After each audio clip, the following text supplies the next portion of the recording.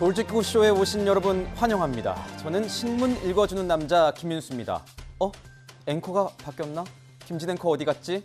의아하신 분들 있으실 텐데요. 김진 앵커 휴가 왔습니다. 오늘과 내일 김진 앵커를 대신해서 신문 읽어드리도록 하겠습니다.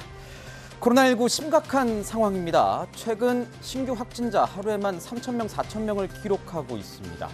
위중증 환자로 환자가 되는 비율도 예상치를 훨씬 웃돌고 있으면서 의료 인력 한계 상황에 부닥쳤다. 이런 얘기도 나오고 있습니다. 자, 여기서 제대로 대처하지 못하면 의료 붕괴 현실화될 수 있습니다. 이 얘기 잠시 뒤에 집중적으로 다뤄보도록 하겠습니다. 먼저 오늘 조간부터 함께 보시죠. 동아일보 일면입니다. 이대론 6,000명 비상계획 발동 초읽기. 이렇게 제목을 뽑았습니다. 코로나19 신규 확진자 급증하고 있습니다. 위드 코로나 실시 이후 확진자 추이를 집계한 이 그래프만 봐도 상황이 얼마나 심각한지를 알 수 있습니다. 자, 다음 달 12월 중순에는 하루 확진자가 6,000명에 달할 수 있다, 이런 전망도 나오고 있습니다. 코로나 환자로 빈병상이 없어서 일반 응급 환자 치료마저 차질을 빚고 있습니다.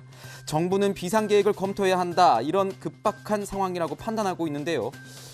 정부는 애초에 위드 코로나를 실시하면서요, 하루에 1만 명까지도 신규 확진자 나올 수 있으니 대비하겠다 했는데 지금 상황 보면 대비가 된 건지 모르겠습니다. 철저한 준비가 있었는지, 철저한 예측, 정확한 예측이 있었는지 모르겠다, 이런 지적들 나오고 있습니다. 네, 다음은 한겨레 신문입니다. 자, 한겨레 8면입니다. 정기국회에서 민생 입법 처리를 이재명표 정책 속도전 촉구한다. 사진에서 바닥에 엎드려 큰 절을 하고 있는 사람, 바로 이재명 더불어민주당 대선 후보입니다.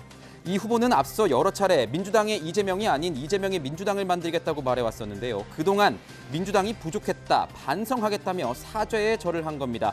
그러면서 이 후보는 입법과제를 완수하겠다고 강조했는데 여야 합의가 안 되면 신속 처리 안건, 신속한 실천 주문을 했죠. 신속 처리 안건, 패스트 트랙으로 절차까지 밟았으면 좋겠다, 이렇게 주문했습니다. 자, 여권 일각에선 당장 이런 얘기도 나옵니다. 이재명의 민주당 너무 막 밀어붙이는 것 아니냐, 공포심이 일 수 있다, 이런 우려도 나오고 있습니다. 잠시 뒤에 짚어보도록 하시죠. 다음은 한국일보입니다. 자, 한국일보 5면 매듭 못 지은 윤과 김의 담판. 자, 어제 저녁 만찬 회동을 한 윤석열 국민의힘 대선 후보와 김종인 전 비대위원장의 만찬 회동 사진을 걸어놨습니다. 자, 김 전 위원장의 선대위 합류 이번에도 확정 못했습니다. 윤 후보는 삼고초를 하면서 김 전 위원장을 예우하고 있는데 김 전 위원장은 총괄 선대위원장 자리에 확답을 아직 안 하고 있습니다. 합류 명분을 찾을 수 있을지, 두 사람이 곧바로 접점을 찾을 수 있을지 아직 미지수입니다. 윤 후보는 김 전 위원장 합류 여부와 상관없이 선대위 인선에 속도를 내겠다는 입장인데요.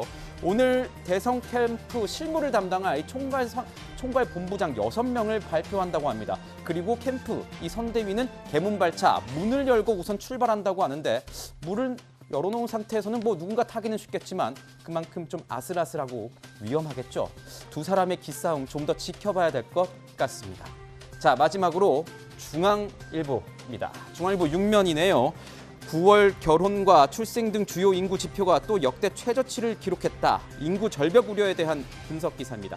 지난 9월 출생아 수는 2만 1,920명입니다. 2만 1,920명. 9월 기준 이렇게 기록했습니다. 역대 최저치라고 하네요.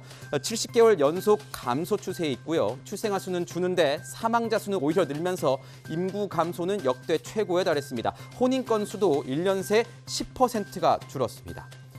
특히 결혼 정년기 혼인 인구들이 혼인을 안 하고 있다고 합니다. 네 거인 듯 네 거 아닌 내 거 같은 나. 네 거 같은 나 아닌가요?